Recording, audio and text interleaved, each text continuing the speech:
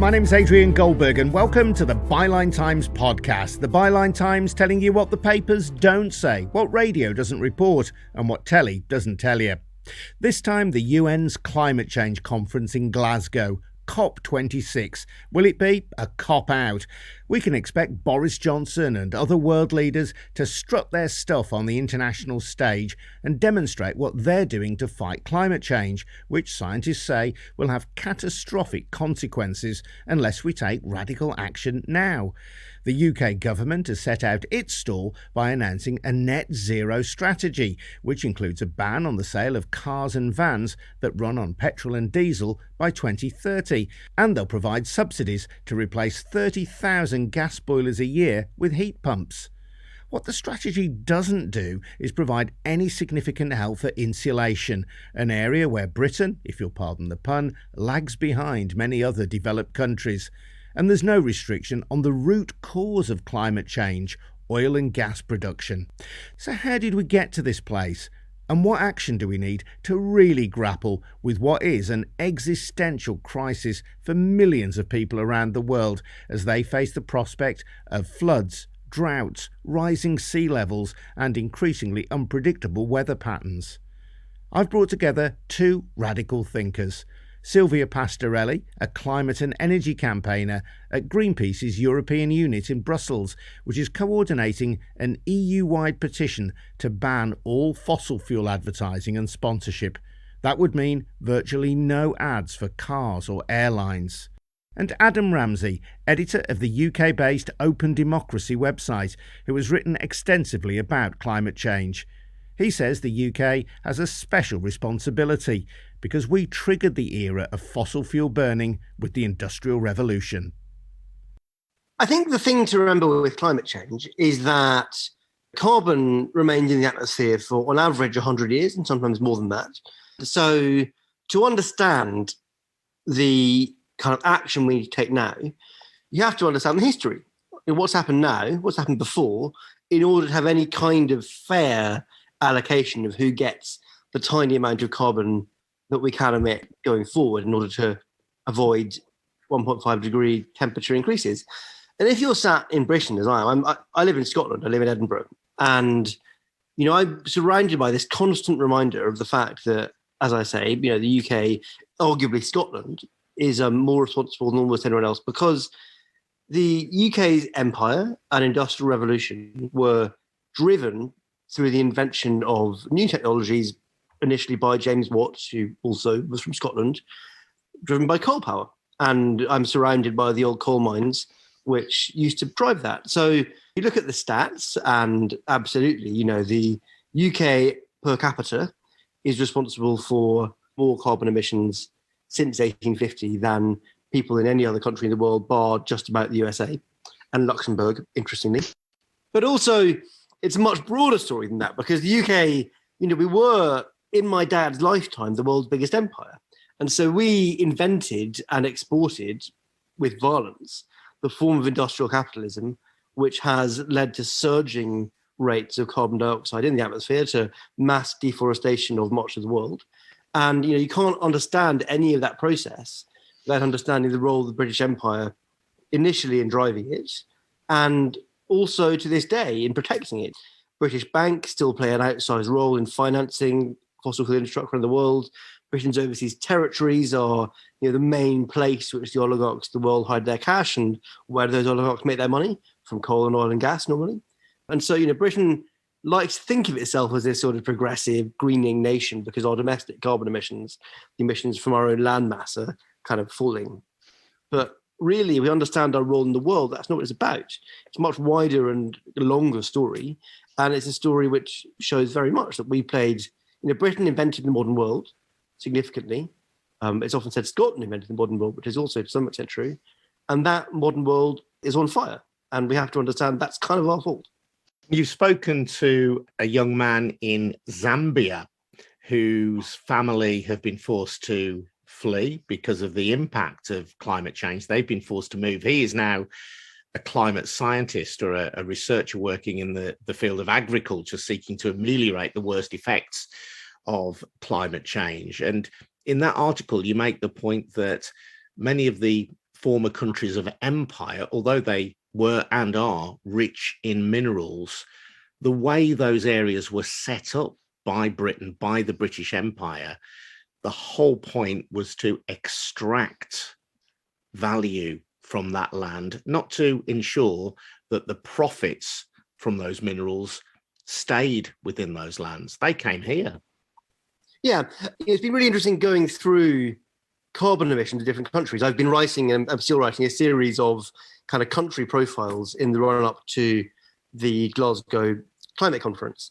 And Zambia, which I looked at the end of last week, is a fascinating example because Zambia's emissions have collapsed since the 1970s because the Zambian economy has collapsed. It's kind of easy to imagine that poorer countries, African countries in particular, that's kind of a permanent situation. But African countries in the 1960s and 70s often had about the same GDP at the time as, say, Japan did. The difference is that they were colonies of Britain or France, usually, sometimes other European countries. And the way that their economies were set up, as you say, were designed for the extraction of wealth. And then often when the material resources they were built on, so in the case of Zambia, that was largely copper, because there was a glut in the world market to some extent of a lot of those things in the 70s, and because oil prices soared, because those countries whose wealth came from oil organized themselves into OPEC after they got their independence from empire and pushed up the price of oil, those economies collapsed and then were forced into kind of neoliberal programs to pay off debts that they'd accrued as a result, and have been getting poorer ever since, until basically the Jubilee debt campaign in the early noughties managed to get that debt cancelled.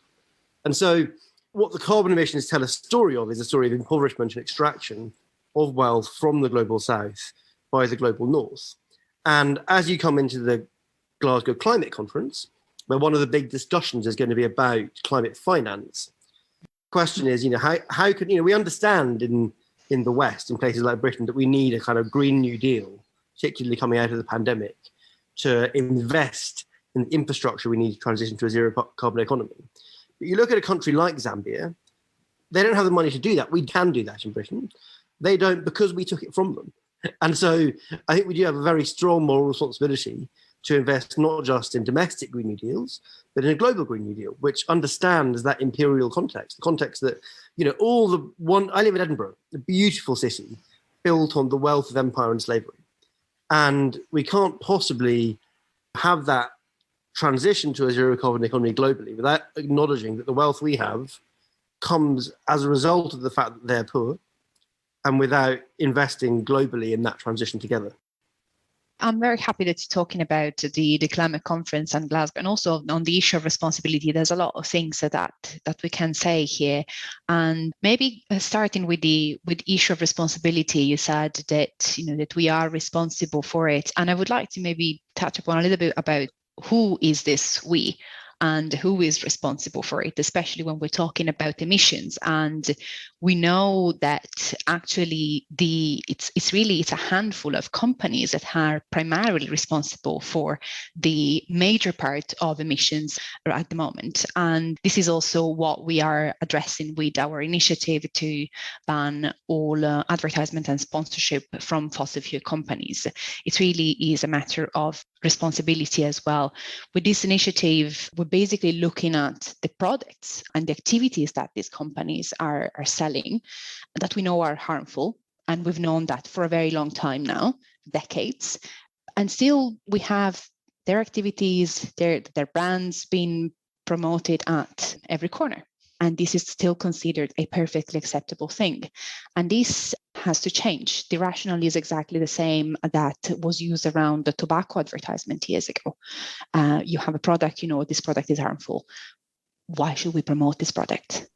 That's a really interesting point. I was going to ask about that parallel with cigarette or tobacco advertising, which is now banned in the UK and in other European countries as well.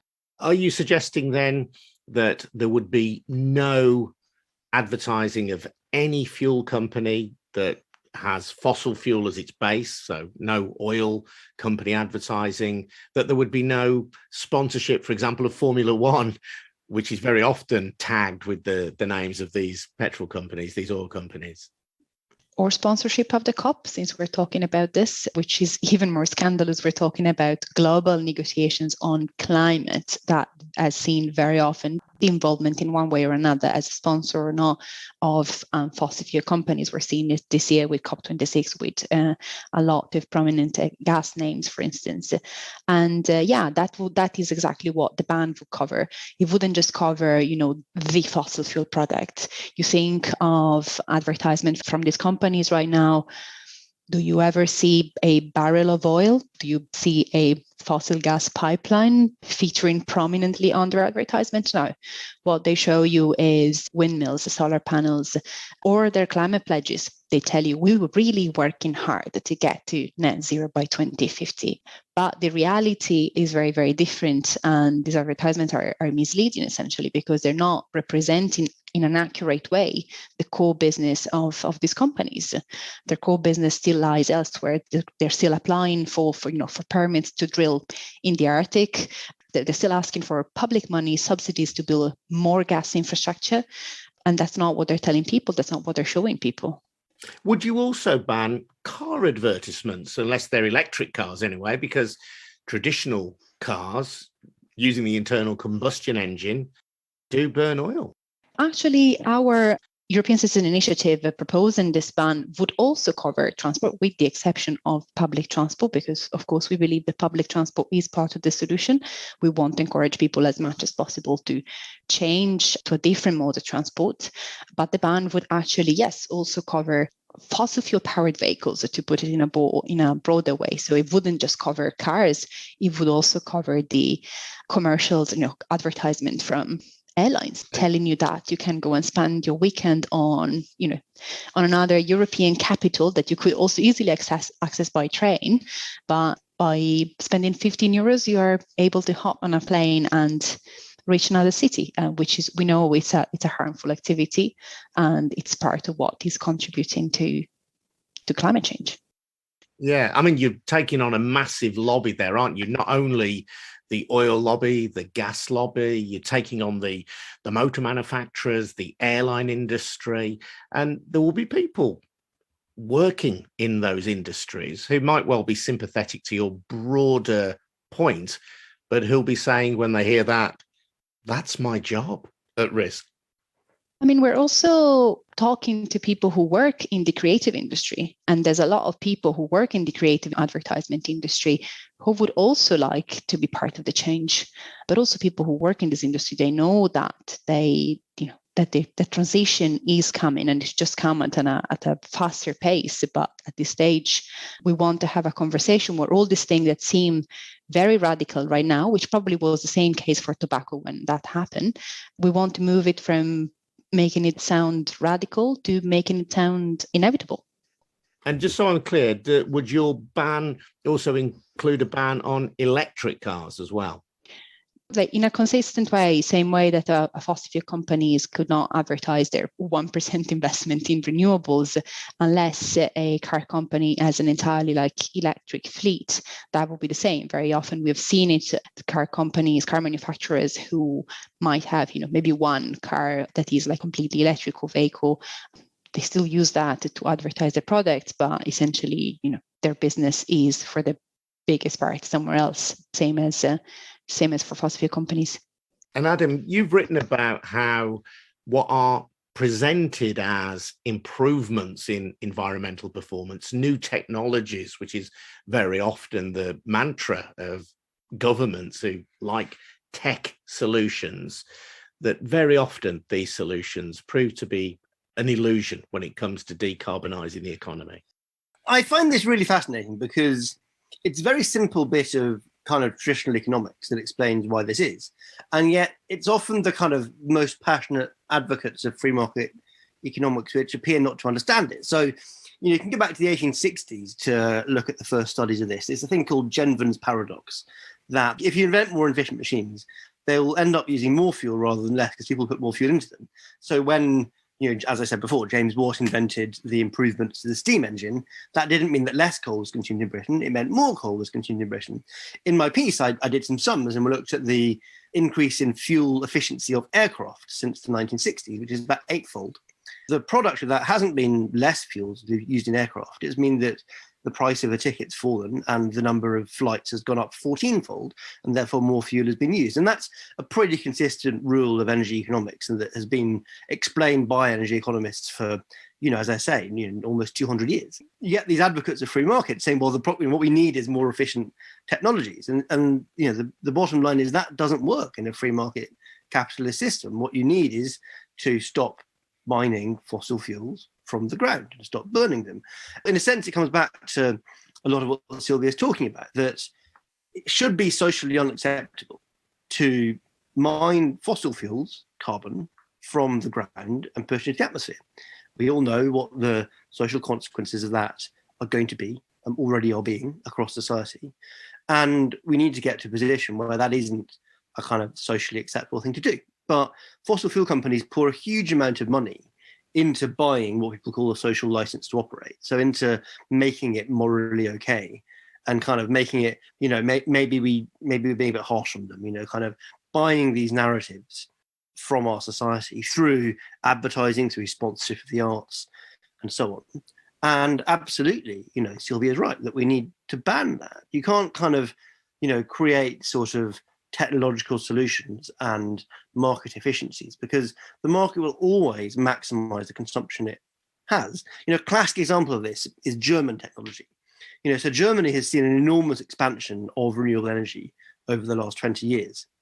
But that doesn't mean it's used any less coal. It just means it uses more electricity. It's like, if you go on a diet by having a salad as well as your burger, rather than by stopping eating the burger. Germany still consumes almost as much coal as it did 20 years ago. It's just got, much, much more energy consumption, which has been filled up with wind and solar, which of course is better than more coal. But what we need to do is stop burning coal, not just build wind power stations, wind turbines on top. So yeah, absolutely. You can't, I'm not against technology. I'm a big fan of new kinds of technology. But in a capitalist, in an open free market system, you'll always just get the new as well as the old, rather than stopping doing the old. And to solve climate change, we need to stop doing the old, which means banning fossil fuel extraction. And what that means is that these companies that Sylvia is talking about are already bankrupt, because fossil fuel companies have borrowed huge amounts against their reserves of, the oil fields they've not tapped yet, the coal fields they've not mined yet. And once you say, well, those, you can never do that, then they can't pay off those debts. So they are insolvent. And absolutely, of course she's right. Shell and BP and so on should not be operational. These companies exist to extract carbon from the ground and push it into the air in a way that civilization cannot allow for. And so they need to stop existing. I'm very happy also that you're talking about technology, etc. Like, just to make perfectly clear, we're also not against technology, and also this has nothing to do with people not being able to do the things that they want and like. The span also will cover, sponsorship of events like or cultural institutions like museums, etc. But as you're saying, these are all ways that these companies have to buy their social license, their acceptability. Sponsoring big climate negotiations is a way for them to portray themselves as part of the solution, while at the same time, very smartly moving the responsibility from their own shoulders to the consumers. Very often it's exactly these companies that bring the conversation back to, what are you doing, for the environment? Are you switching the lights off? Are you recycling? Are you eating seasonably? All these things, which of course, don't get me wrong, are all important things. All individual acts, are very, very important, and they add up. But at the same time, when you compare all these things with the footprint, with the responsibility of these companies, all these actions pale, and responsibility primarily lies somewhere else. And this is also it's exactly also through this advertisement, through this sponsorship, that they are used, and very often to, again, point the finger somewhere else, rather at their lack of change and inaction. And they use it to slow real climate action. And this has been the case for a very, very long time, especially when it comes to such important sponsorships. The reason I wanted to speak to you both is that within the current context, the actions that you're proposing feel very radical, revolutionary even. Adam, I'll put to you the question I put to Sylvia a little earlier. What do you say to the car worker to the person working in the aviation industry who, if you had your way, would pretty much be out of work overnight. What I'd say is, of course, it's absolutely vital that we have good jobs, and that the new world we're going to have to build is going to take a lot of work. And we need to invest a huge amount in doing that work to transition to a zero carbon economy. And all of those people have skills and talents which are absolutely going to be needed in building that new economy. But if we don't build that new economy, then all of us are going to suffer the consequences. And so, this isn't about pushing people out of work and stopping doing things. Quite the opposite. There is an astonishing amount of labour that needs to be done. But I'd also like to say that we need what's called a just transition. We can't do what happened with the coal mines in the UK in the 1980s, where people were just thrown out of jobs. I live in Edinburgh, and so I see oil rigs on the beach near where I live regularly. And my next door neighbour was an oil worker until very recently. And he shouted over the garden fence to me the other day. He was very excited. I said, "How are you?" And he said, "I'm so happy. I've got into renewables." The kids I was at primary school with, huge numbers of them ended up in the oil industry in the northeast of Scotland. I grew up north of here. And most of them understand that this isn't the future and that their children aren't going to be working in the oil industry. And what they want is proper government support to transition to a new kind of economy. And they understand the need for that. People who make those complaints tend not to be the workers. What they want is good jobs in sustainable industries. It tends to be their bosses who are desperate to preserve the industries. I would also just add another thing on the previous comment, because I would go a little bit further than Sylvia on the question of individual action. Of course, it's good that we model ways you can live as communities without consuming carbon. But the brutal reality of the economics I described earlier, Genvin's paradox, is that if you consume less energy, the most likely consequence is someone else will consume more. The price of energy will fall and someone else will buy slightly more. And we've seen this in a really vivid way in the global economy of the last couple of years, where the number of electric cars globally has soared. And the consequence of that has been that the number of SUVs has also soared. The important link in that chain is that because as people have transitioned to electric cars, there is less demand for oil, less demand for petrol for cars. Therefore, the petrol price drops. That makes driving gas-guzzling cars perversely more attractive. Yeah, so you're the kind of person who would always have liked a 4x4 but couldn't afford one because they're so expensive to run. Suddenly the price of oil falls slightly, and so you buy one. And so the net effect of all these new electric cars on the climate has been nothing. Without serious government intervention, it doesn't, that you can do it if you like. I'm not against people doing things that because they don't want complicity in a morally bad thing. But let's not pretend that it's a serious strategy for reducing carbon emissions. That's exactly why the ban would not cover public transport, because it's really about changing the system in multiple ways, like the system that we live in. If we were just advocating for a one-to-one swap between, diesel cars and electric vehicles, you would look outside your window and what you'd see is exactly the same picture. Your city would look exactly the same. So that's not what we want. And here as you're talking about the future and future jobs, etc., this is what people want, because this is where, people have understood that that's where the future is, that's where it's going. But also I think we have to do our best to move away from this vision that, yes, the future, the transition will require a lot of work, as you said, but this future is desirable. It's desirable future for everyone.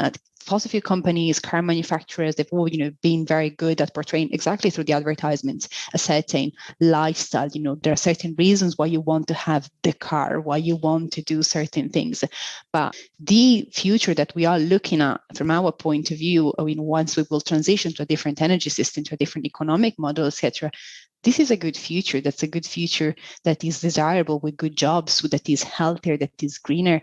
There's a lot of things there, and we want to maybe move away from this outdated idea that the energy transition will lead to some undesirable, inconvenient, uncomfortable way of life. Yeah, we'll still have a planet as well that's habitable, which is quite a positive thing. Not a small thing. I wouldn't discount that. Adam, I just want to go a bit deeper into one of the huge structural issues in this debate that you've touched on. You talked about the oil companies effectively having put their futures in hock because they're gambling that their oil and gas explorations that they've invested in will pay significant dividends further down the line. That's how capitalism works. That's how the oil and gas industry has traditionally worked. The banks are also complicit in this because the banks have lent money off the back of this. And if those investments don't pay off for the oil and gas companies, they also won't pay off for the banks. So I'm just drawing attention to that because I just want to point out the scale of the radicalism, the scale of the revolution that you're proposing. Yes, you're absolutely right. The UK is one of the world's three major banking nations. So I'm sat in the UK. It's important we recognise the extent to which we're talking about Britain, the British economy, along with China and the US, have invested a huge amount. They've lent a huge amount of money to fossil fuel companies against the future reserves they want to tap into and burn of oil and coal, and which can't be burnt. And so they are loaded up. They say, if I'm £1,000 in debt, it's my problem. £1 million in debt, it's the bank's problem. Billions and billions of pounds of debt that the banks have lent out against these assets, which can't be realised. So absolutely, if the oil companies are bankrupt because we can't take action on climate change, then the banks are also, to a significant extent, likely to be bankrupt. I mean, banks in the UK now, as of this year, are required to do a kind of climate change risk assessment, where they have to consider that to some extent, the extent to which the assets that they've lent against. But the way that works is not that it's not the government says, the Bank of England, who's the regulation, says that you can't lend against that.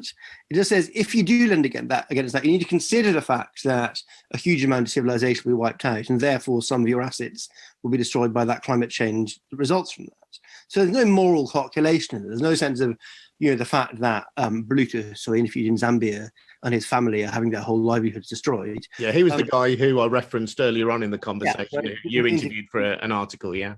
Yeah. And so all they have to weigh up if they continue to lend money to build new coal power stations or, to mine new oil fields is how many of their own assets will the climate change resulting from that destroy? Of course.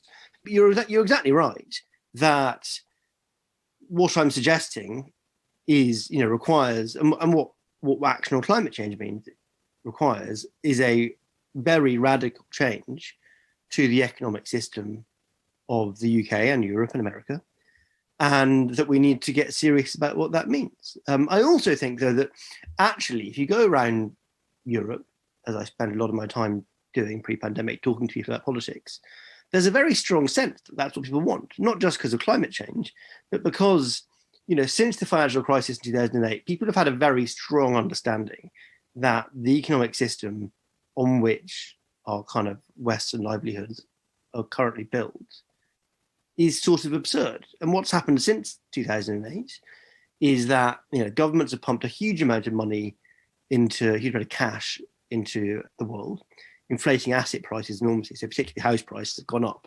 As people who own houses right across, Europe in particular, feel a lot richer, but have not in any serious way become richer. That's all an illusion, and that bubble will burst again. And people kind of understand that. People understand that, it might feel like they're kind of printing out free cash now if they own a house because the house is becoming more expensive, but that's sort of all an illusion.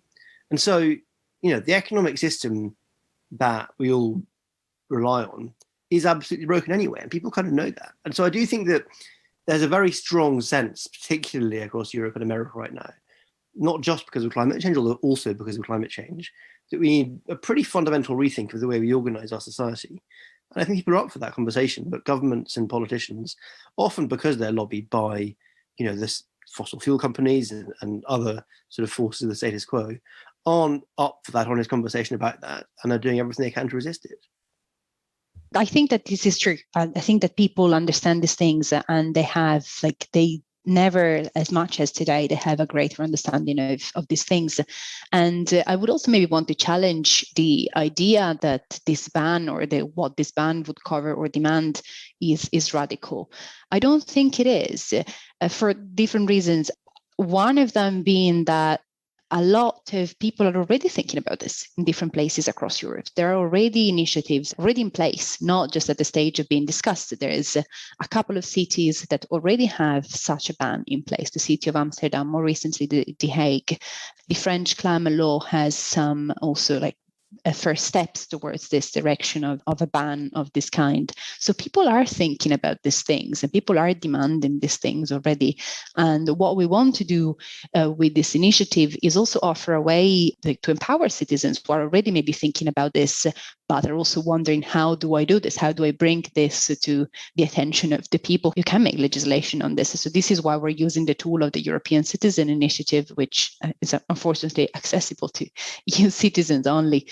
It's a great way that European citizens have to have their voice heard. What we're doing here is we're trying to collect 1 million signatures. People can do that through a website that's called banfossilfuelads.org.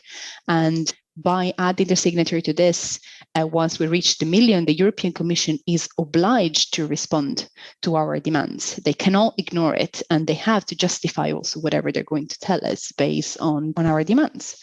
So I think that people know that the instruments are also there, and hopefully this will be an opportunity to crystallize these demands. Of course, we're no longer in the EU, so it's impossible for UK citizens to do that. One final brief thought from both of you then, ahead of COP26. At the other end of COP26, what do you hope will have happened?